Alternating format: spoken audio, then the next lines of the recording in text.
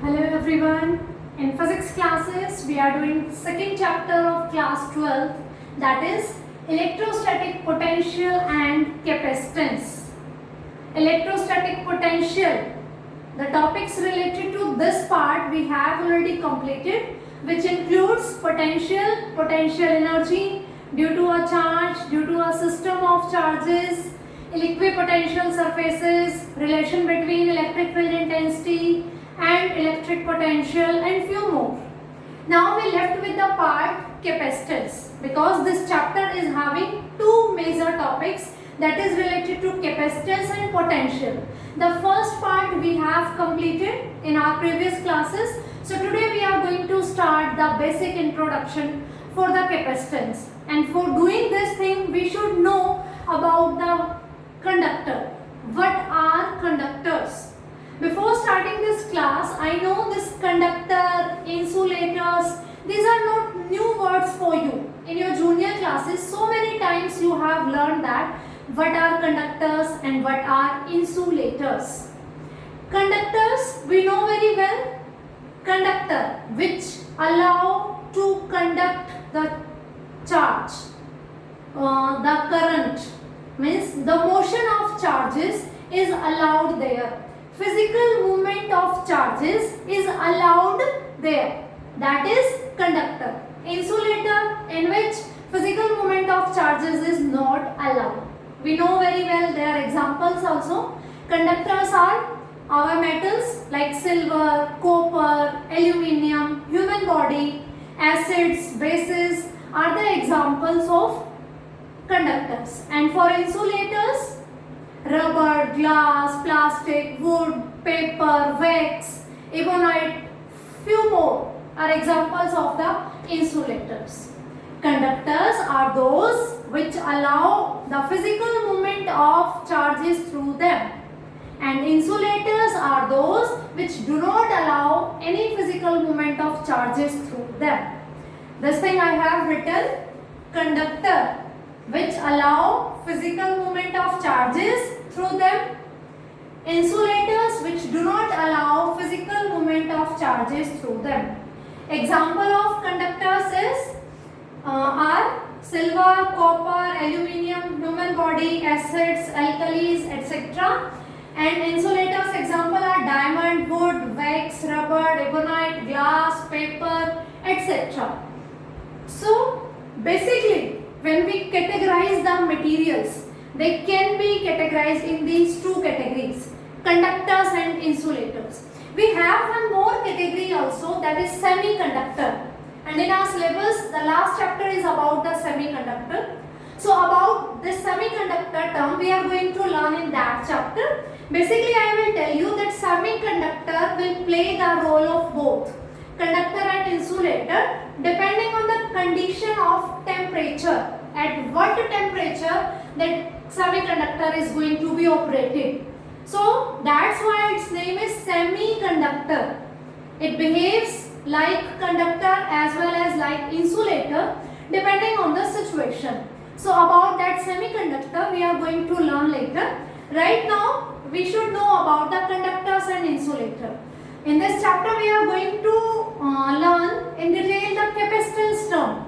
And for capacitance we should know about the conductor. So conductor basically we know those things which allow the physical movement of charges through them. And examples also we have discussed. Now free charges and bound charges. For these terms you also have learned this thing that metals are conductors because they have free electrons. So many times I think you have learned this thing, that metals are conductors because they have free electrons in them. Okay, what are these free electrons, or we can say free charges? Students, we know very well that any atom is having neutral charge on it. Means the charge of electrons is balanced by the charge of protons present inside the nucleus. And every atom is having nucleus at its center, and in outer orbits electrons are revolving. And Z is showing the number of electrons as well as number of protons. So in an atom, number of electrons and protons are equal. Electrons are having negative charge, protons are having positive charge. So overall, that atom is neutral. If it is neutral, that means, देखो, it is having charges, negative as well as positive. Still it is neutral. Why? Because it is having equal amount of negative and positive charge. That's why it is neutral. Now, we know this nucleus is containing all the protons and neutrons inside it. Then of course, nucleus is a massive thing. It is a very heavy thing because it is consisting all the protons and neutrons inside it. Only electrons are revolving around it, and electrons are very lighter in mass. Second thing, they are not in a group. They are revolving individually in different orbits. Okay, few orbits are having few number of electrons. Second orbit is having few number of electrons like this. So these electrons are bounded by this nucleus because electrons are having negative charge and nucleus is having positive charge. The outermost shell, the number of electrons present in the outermost shell are loosely bound. About which I am talking? The electrons present in the outermost shell. They are loosely bounded. If we provide them a little energy, they can release themselves. They can free from this outer orbit, and in the metal surface they are free to move inside the metal. Okay, what I am saying, the electrons, all electrons are revolving in different orbits. The electrons present in outermost orbit are loosely bound with the nucleus. So a little energy is sufficient for releasing them from this outermost orbit. So these electrons which are present in outermost orbit and are just ready to leave this orbit and they are free to move inside the metal surface, these are known as free charges or free electrons. So that's why we are using this statement that metals are having free electrons with them. They are not exactly free. Means they are not like free कि they can fly anywhere. No. They are just free means they are not bounded with the nucleus.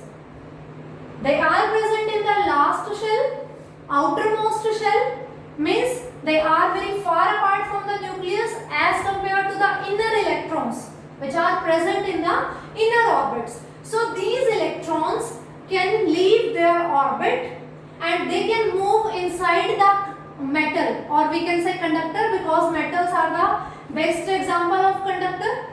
So these electrons are known as free electrons. We can call them free charges.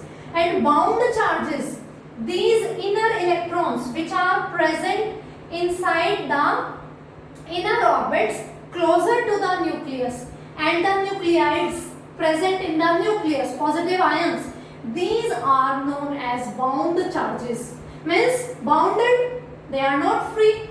Opposite to free charges are bound charges. Which can move freely inside the metal are free charges.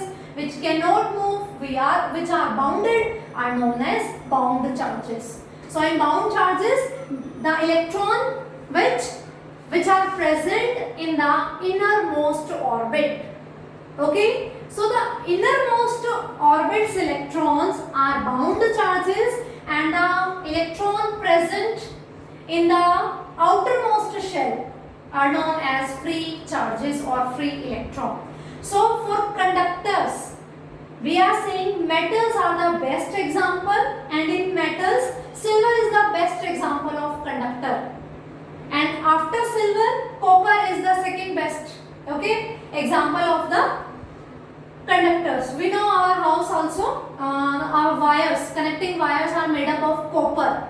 Silver is the best, but we cannot make the wire of silver now. It is going to be very costly. Obviously in our house we are using so many wires. We can't make all those with the help of silver. This is obviously going to be very costly. So after silver, copper is the second most conducting metal is. So we are using copper in replacement of silver. Okay, so for metals, the reason of their conductivity is the free electron presence in them. Okay, now this is about the basic information about conductors. That what are conductors? Okay, I think you have learned these things in your junior classes also. You can say this was the recapitulation for this topic. Now the main thing is we are going to study now according to the level of class 12, and the name of topic is electrostatics of conductor, or you can say electric properties of conductors, or you can say characteristics of conductors when they are present in an external electric field. In its first chapter, we were discussing about the electric field, electric charges. Okay, and in this unit we are discussing about the potential and capacitance. So we are going to discuss about the characteristics of conductor, which tell us about the properties of conductors when they are present under the effect of external electric field. So I have written few qualities here, few characteristics here. We are going to start this discussion. The first one is electric field is zero everywhere inside a conductor. We are saying conductors are those material which allow the physical movement of charges through them. And we are saying that electric field is zero everywhere in the conductor. These are the characteristics of conductor when conductors are present inside the electric field. Suppose I have an arrangement, negative, positive. Two plates are there, one is positively charged, another is negatively charged. When we were discussing about the application of Gauss law, I told you at that time that two parallel plates, one is having positively charged and second is negatively charged, they are going to provide us a setup of electric field. So this thing we are going to use as a setup of electric field. Okay, and the direction of electric field will be, you have learned about the electric charges, the electric field lines. Electric field direction is from positive to negative. So this is the direction of electric field. Which electric field? External electric field, which we are providing by ourselves. And now we are placing a conductor inside it. Suppose this is A, B, C, D. We are placing a conductor inside it. They are saying na electric field is zero everywhere inside a conductor. This thing I want to make you clear about this thing. So A, B, C, D is a conductor. We know very well. Conductor, of course, it is made up of some kind of atoms, and they all are neutral, but they have electrons inside them, and being a conductor, they have free electrons. So when they are present inside the effect of this external electric field, these free electrons of this conductor will try to move towards the positive plate. This is conductor ABCD. Free electrons are present inside it and they are having the effect of this external electric field. So the free charges, the free electrons will get attracted towards this positive plate. Of course, conductor is neutral overall. It is having equal amount of negative and positive charge. So if this negative charge is collected at this end, CB, so the positive charge will be collected on this side, AD. Why this is happening? We were having a conductor ABCD. It is neutral. When we are taking it and putting it in the effect of external electric field, then negative charges of this conductor will get attracted towards the positive plate and the positive charge particles get attracted towards the negative plate. which are providing the external electric field. So there is a motion of charges inside the conductor. Because it is conductor, so it will allow the motion of charges. This is the definition of conductor, na? Which allow the movement of charges inside it. So these charges will rearranging themselves. They are changing their positions. Negative charges towards this positive plate and positive charges towards this negative plate. So we can say an induced electric field is present there right now. Induced, this word induced means not normal, not naturally, by force. This is produced by force, and who is forcing it? This external electric field. Initially in conductor, no separation was there in the positions of negative and positive charges. But in the presence of electric field, shuffling is there, rearrangement of charges is there, negative charges on the side CB and positive charges on the side DA. Okay, so this thing, separation of charges, is creating an electric field inside the conductor, and suppose I am writing it E interior, electric field interior. Interior means inside the conductor. E exterior is the electric field which we are providing. Okay, this one, its direction is from positive plate to this negative plate, and this E interior is the induced electric field which is induced due to the presence of this external field and due to the shuffling of these charges because of the influence of these positive and negative charges. So here we have this one. So two opposite electric field is there. Now students, tell me one thing, just think about it. I am saying due to the presence of these plates, these charges get start shuffling. They are rearranging their positions. Initially no visible effect was there, like negative and positive charges are present separately. Right now also it is neutral. Here also it is neutral. Only difference is they reshuffle the position of charges. Negative are here and positive here. So this flow of charges, this rearrangement of charges will continue till E interior is not coming equal to the E exterior.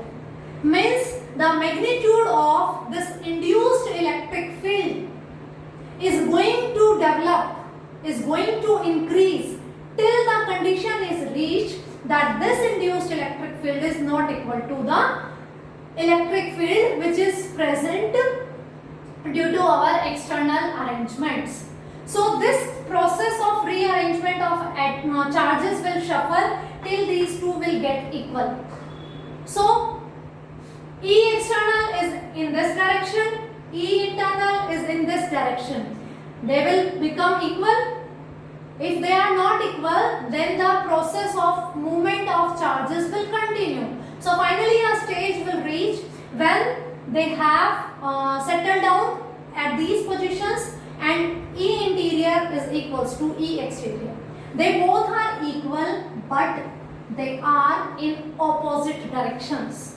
So net electric field will be 0 because there are two electric field. One is external, one is induced electric field. Both are equal and opposite to each other. Their magnitude is same, direction is opposite. So net electric field inside the conductor will be 0. So this is about the first point, that electric field is 0 everywhere inside the conductor. I hope this point is clear to you. Okay. So now moving towards second point. The net charge inside the conductor is 0. Second thing is saying that net charge is also 0. We know about the Gauss law, and I think if you are revising the previous classes, you are revising the topics of the first chapter, then you are familiar with the Gauss law. According to the Gauss law, the flux was given by E dot ds, or it was given by Q upon epsilon naught. Flux Flux was the total amount of charge present inside the Gaussian surface upon epsilon naught, or flux was E dot ds. So for these both are representing the definition of flux, so we can equate them also. These both terms are equal to each other. We have proved that electric field inside the conductor is 0. So this term is 0, means flux is equals to 0. And if flux is equals to 0, that means Q upon epsilon naught is 0. Epsilon naught cannot be 0, so Q is equals to 0. So charge inside the conductor is 0. How we prove that? We are applying the definition of flux. Flux was given by E dot ds and flux was also given by Q upon epsilon naught. For these two formulas, you need to revise your previous class.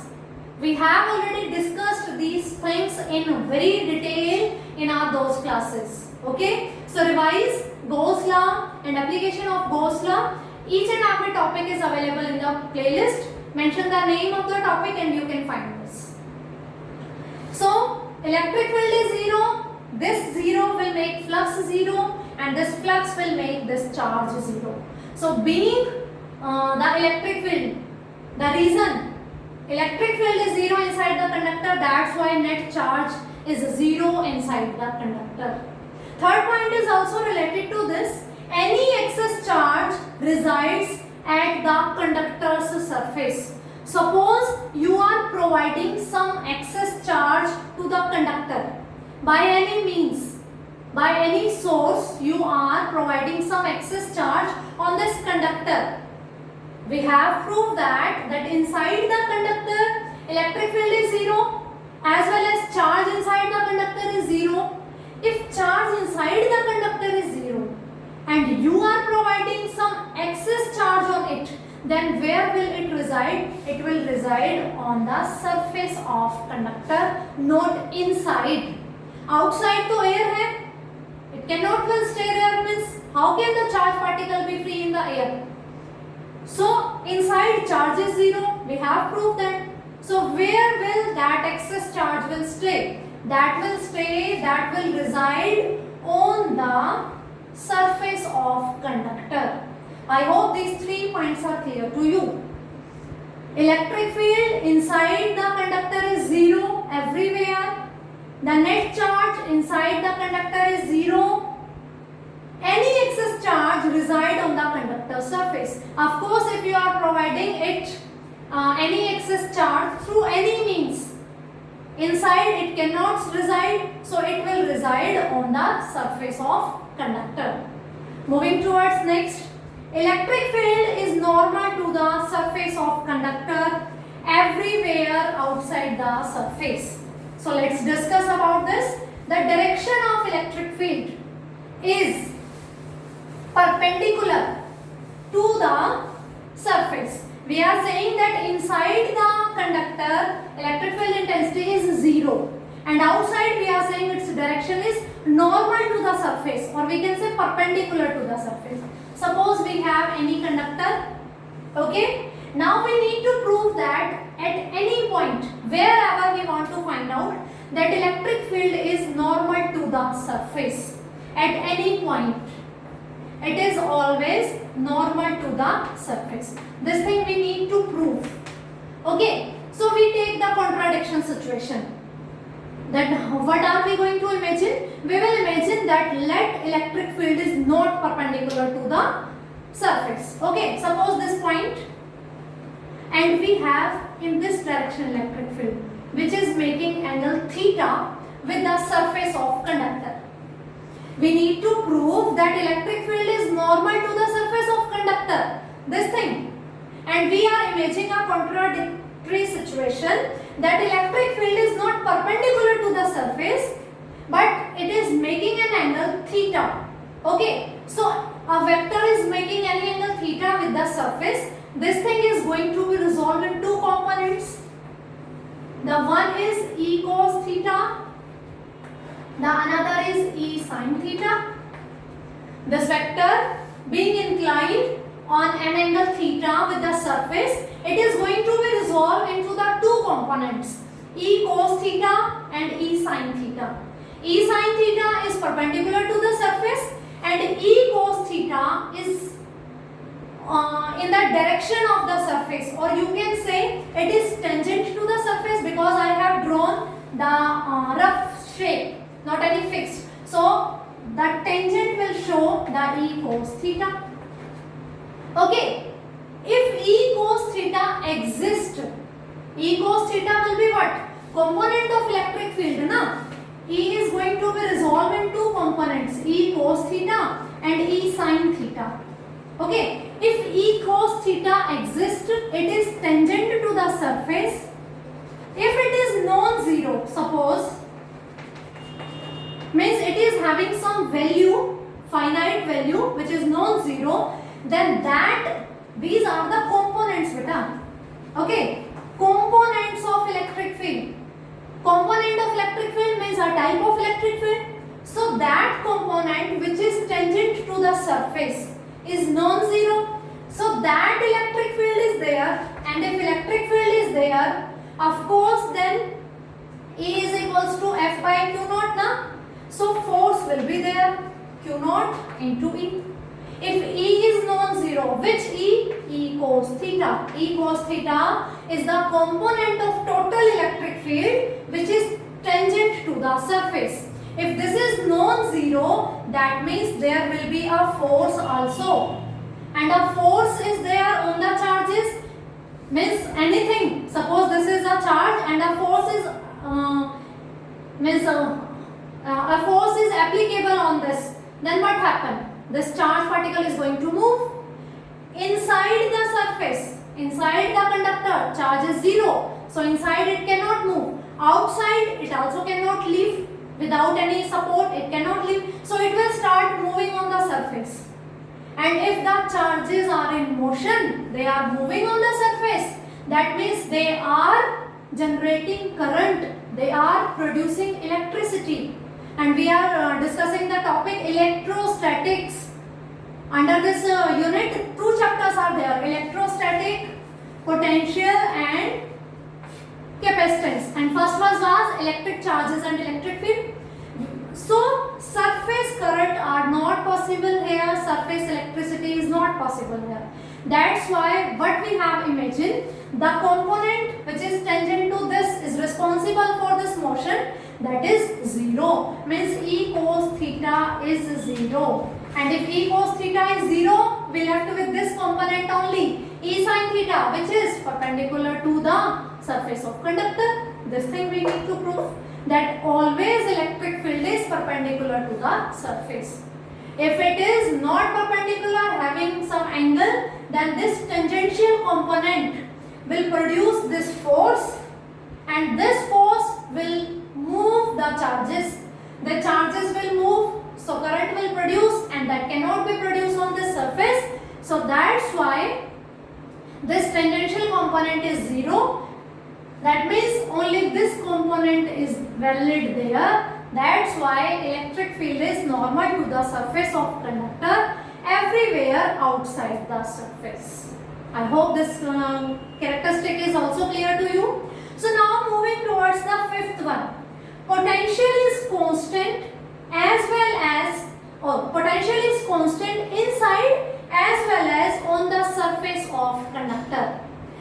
We have learned in these topics when we were discussing about the electrostatic potential, the relation between electric field intensity and potential was given by E is equals to minus dV by dr. dV by dr is the potential gradient, which is a vector quantity. E was equals to minus dV by dr, and we are saying that electric field is 0. If electric field is 0, then we will say dV by dr is 0. Rate of change of potential with a displacement is 0. Or if I talk about in the language of mathematics, that differentiation of anything is 0. This is representing that thing is constant. In your maths classes, you have learned this thing in differentiation, that if differentiation of anything is 0, that means that thing is constant, because the differentiation of constant terms is always 0. So if dV by dr is 0, that means V is constant, that value is fixed. This is in the terms of mathematical language. Now we talk about in the language of physics. We are saying here electric field is 0 inside the conductor. It doesn't mean that potential is also 0. No, potential is not 0. What was the potential? The minimum amount of work done in bringing a charge from infinity to a particular point, and around that a charge is present, and we know on the surface of conductor charges are present there. So potential cannot be 0 whether electric field intensity is 0 or not 0. So it is having a constant value. Electric field is 0, V is having a constant value, or we can say from here, if E is 0, that means dV is 0. dV is change in potential. We can write V2 minus V1 is 0. V2 is V1. We can write now. E is equals to 0. We know E is equals to dV by dr with negative sign, that is for direction only. So dV is 0. dV is change in potential. So V2 minus V1 is 0. That means V2 is equals to V1. That means if I talk about any point, means any point, the potential will remain same everywhere. That's why we are saying V is constant inside as well as on the surface of the conductor. Because E is 0, it doesn't means the makes the sense that potential is also 0. Potential definition we know very well. If you have understood carefully the definition of potential, then you know that potential cannot be 0 when charges are present there near about it. So potential is constant. By this term we can say change in potential is 0. That means V2 minus V1 is 0. That is V2 is equals to V1. Potential is same everywhere. Any 2 points wherever you are choosing, on the surface, inside the surface, everywhere potential will remain same. So I hope this point is also clear to you. So moving towards the last characteristics of the conductor. What are these? These are the electrostatic properties of conductor, which are going to be very helpful in our upcoming topics when we are going to discuss about the capacitors. Okay, so let's start about the sixth one. This is saying that electric field intensity is directly proportional to surface charge density. Electric field intensity is directly proportional to surface charge density. Surface charge density we have discussed so many times in our previous classes. It is denoted by sigma, and that is defined by charge per unit area. Surface charge density is sigma, and we are going to use it when we have continuous distribution of charges. Means we are not having the arrangement where discrete charges are present. It is used where continuous charge distribution is there. So for a surface, two-dimensional surface, we use this one. Linear charge density, volumetric charge distribution we have discussed. Okay. So they are saying for conductors, electric field intensity is directly proportional to this sigma. So to discuss this thing, again I am imagining conductor. Okay, now I am choosing a Gaussian surface because Gauss law is applicable only to the closed surfaces. This thing we have discussed when we were discussing about the Gauss law. That Gauss law is applicable to closed surfaces only. Okay, and those surfaces are known as Gaussian surface. Now the Gaussian surface which I am imagining, that it is a little bit means a little bit outside the given surface and a little bit inside the given surface. Means I have a conductor and suppose this is a cylindrical Gaussian surface. This is half present inside the conductor, the surface, or half is outside. Because we know inside the conductor E is 0. Okay, Gauss law is saying this thing E dot ds, and second definition is Q by epsilon naught. This thing we have discussed in so many lectures, that flux is given by, one definition is E dot ds and the second one is charge present inside the Gaussian surface upon epsilon naught. So if I talk about this Gaussian surface, which is of cylindrical shape, whose half part is inside the conductor and half part is outside. Okay, then E dot ds, that means E ds cos theta. Theta is the angle between area vector and electric field intensity. We know for a particular point, area vector is always perpendicular and outside the that surface for which we are talking about, its area vector. And right now we have proved that electric field is normal to the surface of conductor. So the direction of electric field is also there.